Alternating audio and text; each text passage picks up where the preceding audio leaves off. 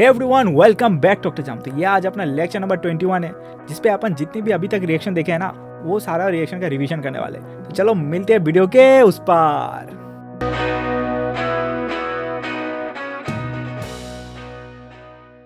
क्या है कि ऑल रिएक्शन का रिवीजन है, ठीक है। तो पहला वाला जो है क्या देख रहा था, मैग्नीशियम को जब हम बांध कर रहे थे तो बांध होने से क्या समझ में आना चाहिए, इन प्रेजेंस ऑफ ऑक्सीजन। तो मैग्नीशियम ऑक्सीजन को जब बांध कर रहे थे क्या बना था, मैग्नीशियम ऑक्साइड।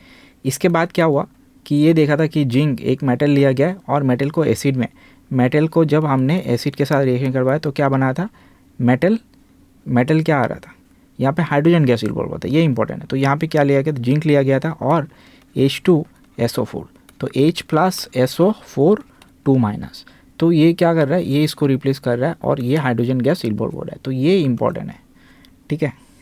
और ये जो तीन एग्जांपल है, ये जो तीन है, ये अपन ने बैलेंसिंग करने के टाइम पे समझे थे, ये बैलेंसिंग करने के टाइम पे देखा था, ठीक है। तो ये NCERT में दिया हुआ है, बोला कि यार बैलेंस करके देखो। ये वाला हमने कॉम्बिनेशन रिएक्शन में पढ़ा कि CaO लिया और वाटर में डाला तो क्या बना था, ये कैल्शियम हाइड्रोक्साइड बना था, ठीक है। तो कैल्शियम हाइड्रोक्साइड जब बना था, हीट भी रिलीज़ हो रहा था। अब ये कैल्शियम हाइड्रोक्साइड को जब हम फर्दर कार्बन डाइऑक्साइड के साथ रिएक्शन करवाते हैं तो क्या बनाता है, कैल्शियम कार्बोनेट, और ये एक शाइनी है, ठीक है। इसके बाद हमने ये डिकम्पोजिशन रिएक्शन देखा कि इसमें फेरस सल्फेट लिया गया और ये इंपॉर्टेंट है, मैंने बोला था फेरस सल्फेट से क्या बना रहा था, फेरिक ऑक्साइड बना रहा था और साथ में दो गैस इवॉल्व होता है, एक SO2 और एक SO3, एक SO2 और एक SO3, ठीक है, sulphur dioxide and sulphur trioxide, ठीक है। सिमिलरली यहाँ पे डिकम्पोजिशन रिएक्शन एक और है और इसमें कैल्शियम कार्बोनेट लिया गया है और इसमें जैसे कि इसमें फेरिक ऑक्साइड आयरन का ऑक्साइड बन रहा है, इसमें भी मैंने बोला था क्या, कैल्शियम का एक ऑक्साइड बन रहा है जिसका नाम है क्विकलाइम, और साथ में क्या बना रहा था, CO2 गैस रिलीज हो रहा है। यहाँ पे जैसे SO2, यहाँ पे CO2 और यहाँ पे NO2 का गैस रिलीज हो रहा है।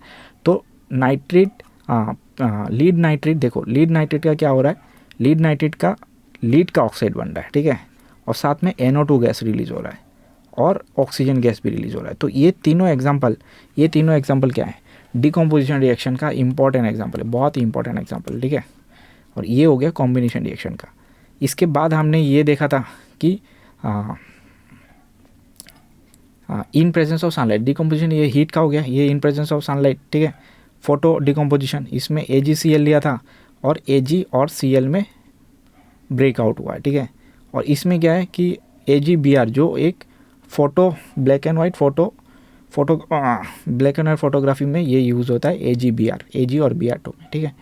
इसके बाद हमने एक डिस्प्लेसमेंट रिएक्शन देखा जिसमें आयरन, जिंक और Pb लिया गया है और मैंने क्या बोला था, ऊपर वाले लेस रिएक्टिव वाले नीचे मोर रिएक्टिव वाले लेस रिएक्टिव को क्या करता है, रिड्यूस कर देता है। तो जिसमें हमने देखा था क्या है, लक्ष्मीकांत का सोडियम मांगे एल्यूमिनियम मुझे जानकर, आयरन सन लीड कॉपर होगा AU Ag, ठीक है, Ag और AU, ठीक है।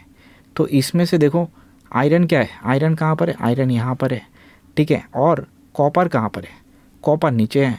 तो आयरन क्या कर सकता है, ऊपर वाले नीचे वाले को रिड्यूस कर सकता है। Zn कहाँ पर है, Zn यहाँ पर है, ऊपर वाले नीचे वाले को रिड्यूस कर सकता है। Pb कहाँ है, यहाँ पर है, तो ऊपर वाले नीचे वाले को रिड्यूस कर सकता है। तो ये पूरा का पूरा क्या था, पूरा का पूरा डिस्प्लेसमेंट रिएक्शन का एग्जांपल था। और इसमें से ये जो मेटल का सीरीज़ है ना, ये तुम्हें आना चाहिए। ये आगे जाके एग्जांपल बहुत सारे ऐसे एग्जांपल आएगा जो तुम्हें फट करके आना चाहिए कि ये इसको डिस्प्लेस करेगा कि नहीं करेगा। यहाँ पे अगर कॉपर यहाँ पे हो जाता और आयरन यहाँ पे होता तो डिस्प्लेस होता, ये रिएक्शन पॉसिबल नहीं होता, ठीक है। इसके बाद देखो डबल डिस्प्लेसमेंट ने हमने देखा था, एक इंपॉर्टेंट एग्जांपल लिया था कि इसका एक्वा सॉल्यूशन लिया, इसका एक्वा सॉल्यूशन है और ये PPT बन रहा था। ये PPT कौन सा कलर का, ये वाइट कलर का PPT बन रहा था, राइट। तो सोडियम सल्फेट लिया था और बेरियम क्लोराइड और वाइट कलर का एक PPT बन रहा था और NaCl का सॉल्यूशन, ठीक है, ये इंपॉर्टेंट है। इसमें हमने क्या बोला था कि यार जो डबल डिस्प्लेसमेंट है PPT वाला भी बना था और न्यूट्रलाइजेशन रिएक्शन अपन अगले चैप्टर में पढ़ेंगे, ठीक है। और ये सारे जो है हमने रेडॉक्स रिएक्शन के अंदर ये एग्जांपल देखे। तो यहाँ पे कॉपर को ऑक्सीजन के साथ जब करवाया तो कॉपर ऑक्साइड बन गया था। इसके बाद फिर से ये रिवर्स हो रहा है, इसके पास इसको अगर हाइड्रोजन गैस के थ्रू पास करवाते हैं तो क्या हो रहा है, फिर से कॉपर निकल जा रहा है, ये जो कॉपर है फिर से निकल जा रहा है, रिवर्स रिएक्शन में हो जा रहा है। तो ये जो एक है क्या, रेडॉक्स रिएक्शन, और ये कुछ और रेडॉक्स रिएक्शन का एग्जाम्पल है, ठीक है। तो ये सारे के सारे रिएक्शन बहुत इंपॉर्टेंट है, एक दो बार पढ़ो खुद से, क्योंकि डेफिनेशन के साथ तुम्हें एक एक रिएक्शन आना चाहिए। एग्जाम में सीधा बोलेगा कि यार ये एग्जाम्पल है, ये रेडॉक्स रिएक्शन, रेडॉक्स रिएक्शन तुम डेफिनेशन बताओ और उसका एग्जाम्पल लिखो। एमसीक्यू सॉल्व करना आसान है, ठीक है। एमसीक्यू में तुम्हें दिखा दिया कि भाई ऐसे ऐसे, तुम रिएक्शन देख के तुम्हें पहचान में आ जाएगा कि यार ये डिस्प्लेसमेंट है, ये डबल डिस्प्लेसमेंट है, ये रेडॉक्स रिएक्शन है। लेकिन तुम्हें अगर एग्जाम में लिखना पड़ेगा बोर्ड में स्पेशली, तो तुम्हें एक एक एग्जाम्पल, दो एग्जाम्पल आनी चाहिए, ठीक है। चलो मिलते हैं अगले लेक्चर में।